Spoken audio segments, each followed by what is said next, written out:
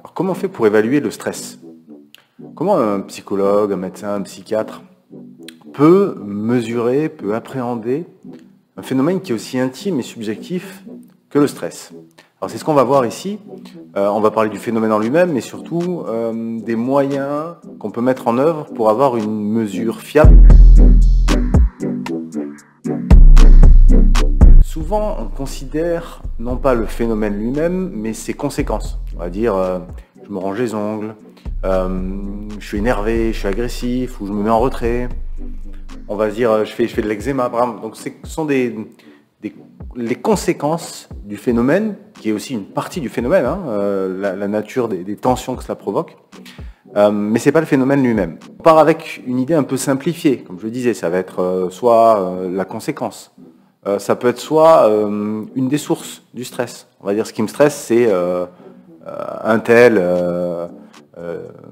qui me fait peur, m'énerve, je ne supporte plus, etc. Donc, il faut déjà, et c'est bien le problème, déjà appréhender le phénomène avec un peu plus de complexité. Donc, qu'est-ce que serait le stress? On disait que c'est un phénomène intime et subjectif. En fait, oui, c'est un phénomène qui est à la base de perception. Donc ce n'est pas le monde tel qu'il est, mais tel que je le perçois, qui va entraîner le stress. Donc c'est pour ça que, déjà, quand on veut le mesurer, on va être obligé de procéder à ce qu'on appelle, nous, des auto-évaluations. Et des auto-évaluations à partir de questions, d'items, qui vont faire appel au ressenti de la personne. On va lui dire comment vous vous positionnez sur une échelle de 1 à 5, de 1 à 10, j'en sais rien, sur telle chose.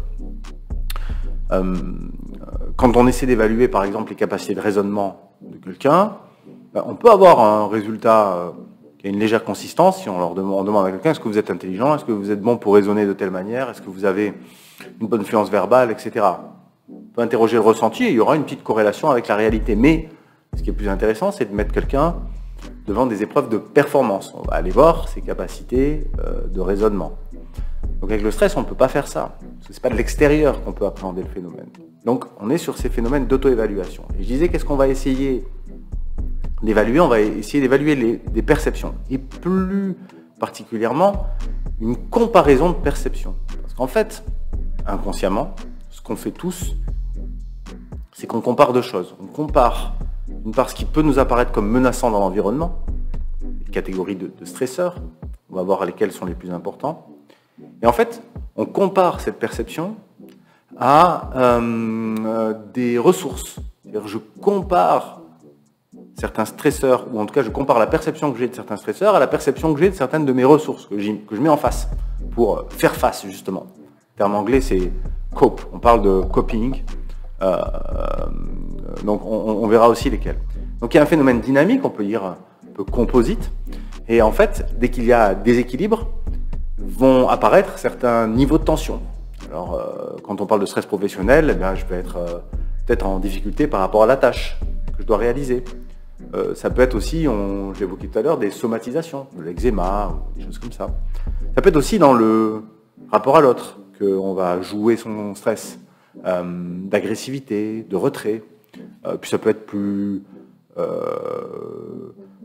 communément ce qu'on peut appeler de l'anxiété, on va dire, des comportements anxieux, des ruminations, des choses comme ça.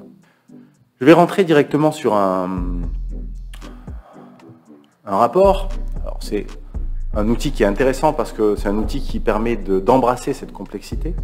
L'OSIR, Occupational Stress Inventory, Revised, donc une version révisée, et qui propose en fait 3 tests en un pour évaluer ces 3 choses. Un, ici, on évalue en posant plein de questions différents stresseurs, différentes perceptions de menaces. On regarde ici les ressources, les coping, et ici, on regarde les niveaux de tension. Questionnaire, d'ailleurs, qu'on peut même faire passer isolément, même si la lecture qu'on peut avoir des résultats, qu'un psychologue ou qu'un médecin aura des résultats, c'est une lecture de la dynamique qui s'opère à l'intérieur d'un individu entre ces différents questionnaires, entre ces différents subtests. Alors comment on a défini quels sont les stresseurs les plus importants? En fait, dans les étapes de recherche et développement, ce qu'on fait souvent dans les tests, c'est qu'en fait on met un nombre bien plus important de questions, bien plus important de catégories, de dimensions, Et ensuite, on regarde lesquels sont lesquels agissent le plus dans le cadre du phénomène qu'on souhaite mesurer. Ce n'est pas le stress en général, là il s'agit du stress professionnel. Je ne vais pas les passer tous en détail, mais on se rend compte que la surcharge de rôle, de manière un peu quantitative comme ça, la quantité de travail joue un rôle majeur, l'insuffisance de rôle. Voilà, est-ce que je suis adapté? Est-ce qu'un doctorat en histoire de l'art et qui se retrouve embauché à la caisse d'un supermarché, par exemple, va être vraiment dans une insuffisance de rôle? Donc ça peut être un exemple. L'ambiguïté de rôle, est-ce que le management et ce qu'il doit faire est clair? Conflit de rôle, est-ce qu'il peut être pris entre deux injonctions un peu contradictoires de strates de management, par exemple, ou est-ce qu'il peut être un peu en conflit entre ce qu'on lui demande de faire dans son travail et des principes moraux, des valeurs? Voilà, conflit de rôle. Responsabilité, à quel point il se retrouve en charge du destin ou de la bonne santé de certains des gens qui l'entourent professionnellement, et puis l'environnement physique, les nuisances, les vibrations, le son, les odeurs, etc. Donc ça, ce sont les stresseurs. Alors vous voyez comment s'expriment les résultats, c'est un peu barbare, comme ça, ils s'expriment sur des graphes.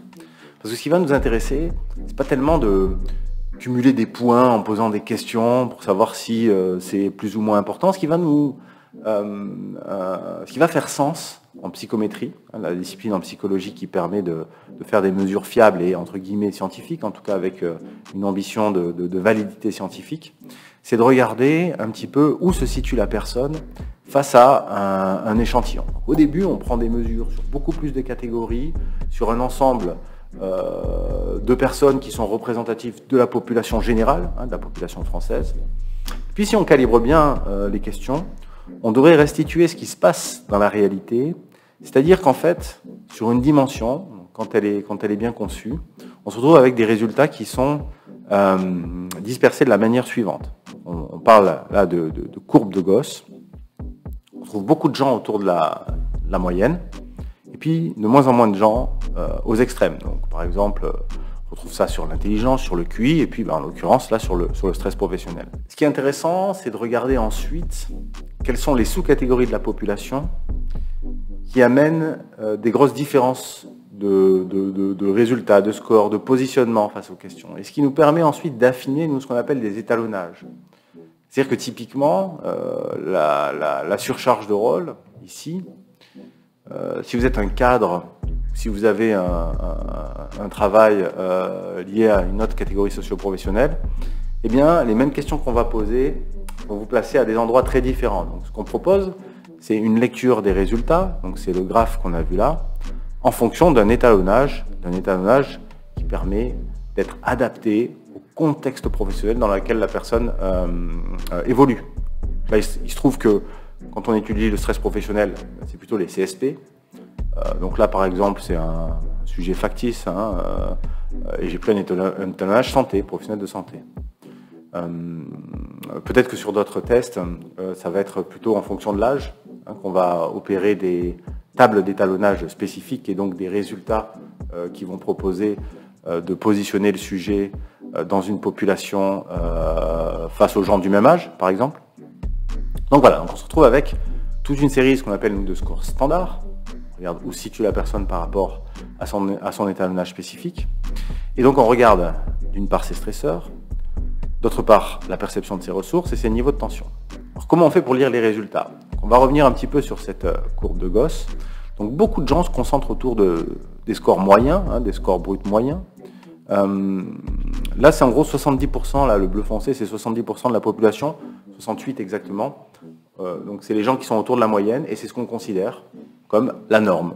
Donc en l'occurrence les grilles de lecture qu'on peut avoir pour les stresseurs, c'est à partir du moment où quelqu'un a des résultats dans la norme ou même en dessous de la norme, c'est que les stresseurs ne sont pas des menaces perçues comme trop extrêmes. À partir du moment où ils se retrouvent dans les 15% là, les plus élevés par rapport à son étalonnage de référence, ben là, on peut dire qu'il y a quelque chose d'atypique ou en tout cas de particulièrement menaçant du point de vue du discours du sujet lui-même. Donc pareil pour les loisirs, pour les ressources, les copings, lesquels on a retenu la présence de loisirs. C'est ça qui permet de faire face à des stresseurs. C'est est-ce que la personne, voilà, en comparaison à la moyenne des gens qui lui ressemblent en termes de CSP ou de typologie de professionnel, conserve quand même certains loisirs, une quantité suffisante de loisirs. L'attention à soi, est-ce qu'elle prend encore le temps de s'occuper d'elle-même? Le soutien social, est-ce qu'il y a une personne, deux personnes dans son entourage à qui elle peut se livrer, à qui elle peut déposer ne serait-ce qu'un discours lié à ce qu'il vit professionnellement. Puis l'ajustement, ce qu'on appelle l'ajustement rationnel cognitif, la capacité, on pourrait dire, d'élaboration, la capacité à produire un discours sur ce qu'il vit. Est-ce que c'est à l'arrêt ou est-ce que c'est quelque chose qui peut être encore activé, hein, donc, est-ce que la pensée est à l'arrêt ou au contraire est un élément qui peut être un élément d'adaptation face aux menaces qu'il perçoit. Donc, quelqu'un qui va très très bien, hein, qui n'est pas en déséquilibre, ce qui va se passer, c'est qu'il va avoir ici des résultats plutôt moyens ou plutôt bas, donc peu de stresseurs perçus comme très élevés. Il va avoir des ressources plutôt solides, donc plutôt moyennes, moyennes hautes, et puis des niveaux de tension plutôt bas. Quand des stresseurs apparaissent dans son milieu, dans son environnement, eh bien, il va y avoir le phénomène suivant. Au bout d'un moment, soit il va pouvoir, grâce aux ressources qu'il a, faire baisser ce stresseur qui serait apparu comme plus élevé, plus important dans son environnement, soit ce n'est pas le cas, et on va avoir un premier niveau de tension qui va apparaître. Donc, ça va être selon les personnalités, selon les antécédents, selon les fragilités, selon les mécanismes de défense. Certains vont plutôt déclencher en premier des comportements anxieux, d'autres vont plutôt le jouer dans les relations intersubjectives, agressivité, retrait, d'autres vont directement somatiser avant de voir apparaître les autres niveaux de tension. Et donc ensuite, plusieurs destins, soit les ressources continuent à s'éroder, à se baisser quand on propose d'autres évaluations, et les stresseurs continuent à monter, et les niveaux de tension aussi, soit les stresseurs diminuent, les niveaux de tension également. Et donc, on a toujours un niveau de tension qui apparaît en premier, et si le déséquilibre se poursuit, les autres vont également être activés. Donc voilà, donc ce qui est intéressant, c'est que c'est un test qui mesure quelque chose à un instant T. Alors on a des tests, par exemple, vous prenez la personnalité, mesurer la personnalité d'un individu. Normalement, c'est très très stable dans le temps à l'âge adulte. Il peut y avoir des changements sur quelques facettes, sur quelques traits, face à des événements de vie, si les personnes sont en rupture, qui prennent des traitements. Mais globalement, c'est quelque chose de stable. Là, non. Le test est pensé pour proposer une photographie de ce que vit la personne à l'instant. Et donc, c'est pour ça que c'est un outil qui est utilisé en test-retest. Et donc, une même personne, on va l'évaluer, on va le prendre en charge, peut-être qu'il va être arrêté, ou peut-être qu'on va essayer de mettre en place avec lui des éléments de remédiation, d'adapter son environnement, d'adapter son management, par exemple, s'il y a des questions par rapport à l'ambiguïté de rôle.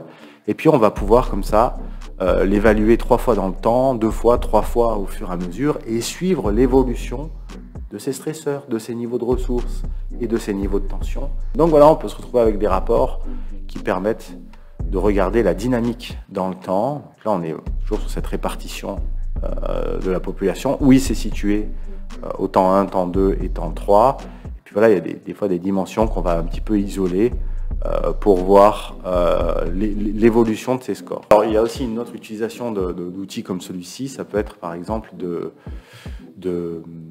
proposer un audit de climat comme ça, où on va évaluer des dizaines, voire des centaines de personnes dans des entreprises, dans des corporations, et puis on va essayer de regarder des résultats à l'échelle du groupe global. Et puis on va aussi créer des sous-groupes pour regarder s'il n'y a pas des populations, des départements, des sous-catégories du groupe général qui vont être fragilisés, à qui vont manquer de ressources ou qui vont exprimer des niveaux de tension plus élevés. Et donc on peut cartographier aussi à l'échelle d'un groupe avec ce type d'inventaire le stress professionnel. Voilà, écoutez, c'était une petite vidéo sur le stress professionnel et comment on peut l'appréhender à l'aide d'outils psychométriques.